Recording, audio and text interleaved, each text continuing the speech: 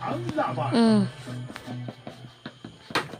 Gilas Pilipinas looks to continue their winning streak in the second window of the FIBA Asia Cup 2025 qualifiers.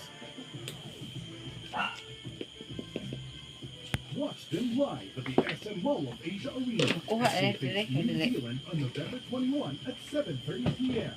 and against Hong Kong on November 24 at 7:30 p.m. Buy your tickets now. Simula na ng bagong yugto.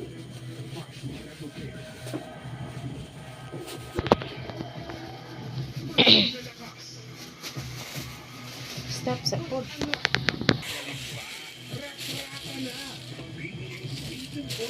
Governor's Cup Tuesdays to Sundays. The RPTV PBA Rush at Pilipinas Live.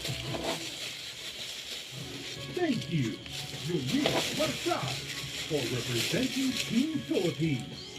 We are proud of you.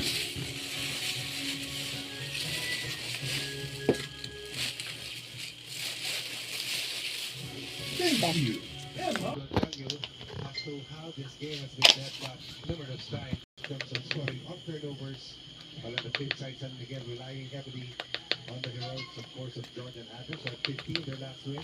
But likewise, in the second quarter, with TJ Perez, Biging soda na ma. Ross, of course, and Wilmer Pardo were able to keep San Miguel aggressive in ever after falling behind with as much as 8 points in the early goings of quarter number 2. 8-time PBA MVP Jumar Fajardo, 385 out dominant.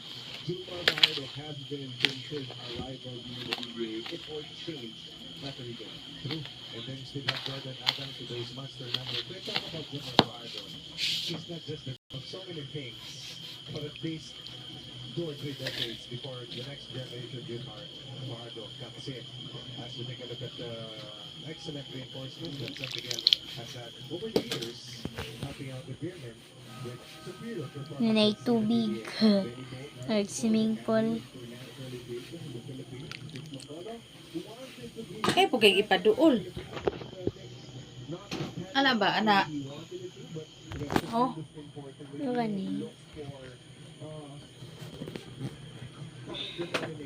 Between those two at least, Benny Boatwright and Chris McCullough, they were the perfect complements to Jumar Fajardo. True. They can go on and on in terms of decades down with the likes of Coach Norman Black and perhaps even Buddy White along that line among others.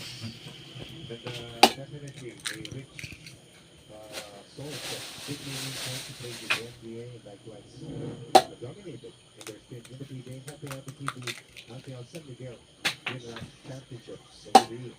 Such determination between the San Miguel Beermen and the 3-0 start in the Governor's Cup. Looking for a back performance after a flat start versus the Rainier side. Pila de kailangan na itlog ma. That is turning a lot of heads very early in this season. Led by both Genji and Spark. The third quarter action is Chris Rosales. Comes to RJ and get better. Start 11. Off in the second quarter. Stuck at 11 points. Rally. Spark quarter with a 3-point basket. 18 points was the total output for Brownlee against Rainier Side. And Justin already has 18 points, 6 in the first quarter, 12 in quarter 2. First basket here in the third, and again with Ross. Look at the down against Jordan Adams. Easy foul to make there. Pacific did not have enough bite. Jumar Fajardo could not step out. Stop sa. China, the people was I will never forget it. Rather later games. As you see, because Tyson with a confident performance. Did not have the English. JB with a recovery defensively. No look pass to Scotty. That's the RJ corner. Triple. Big wild. This is last time attempts after going 4 to 5. And hitting at least 3 3-point shots to open up this first quarter for the Netherlands. TJ is gone. RJ has to, or rather, Barrientos has to do a better job staying back compared to his starting. After the second low by the quarter against the Barrientos.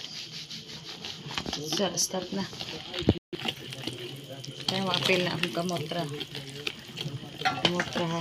Taas si gamay.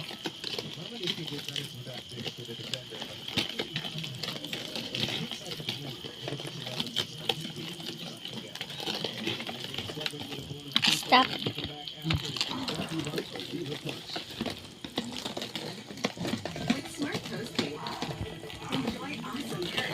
Ito na. Na. Kana rin ko.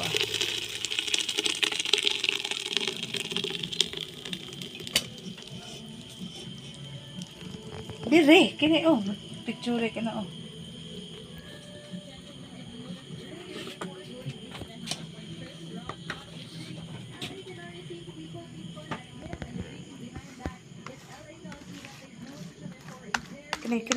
Kini may picture ka na.